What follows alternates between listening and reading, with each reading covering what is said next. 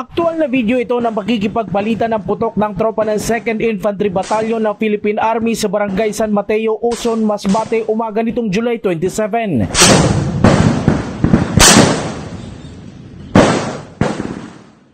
Ayon sa 9th Infantry Division ng Philippine Army, umabot ng 30 minuto ang palitan ng putok ng tropa ng gobyerno laban sa hindi matukoy na bilang ng rebelde. Nagresulta yan sa pagkakapatay ng 7 miyembro ng NPA sa ilalim ng KLG South SRC4 Bicol Regional Party Committee. Itong pagkakamatay ng 7 NPA at pagkakasamsam ng siyam na matataas na kalibre ng baril ay ang pinakamataas na bilang ng na-recover ng ating mga kasundaluhan dito sa Bicol Region ngayong taon.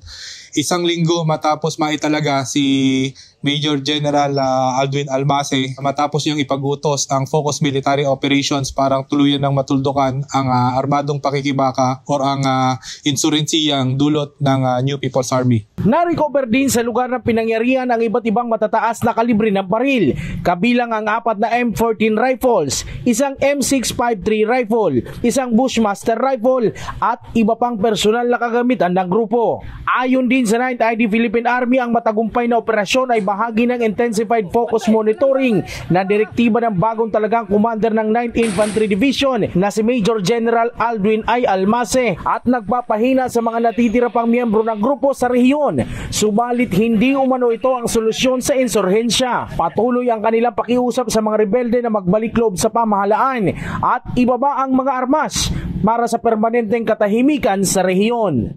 Jan Amador, CSN.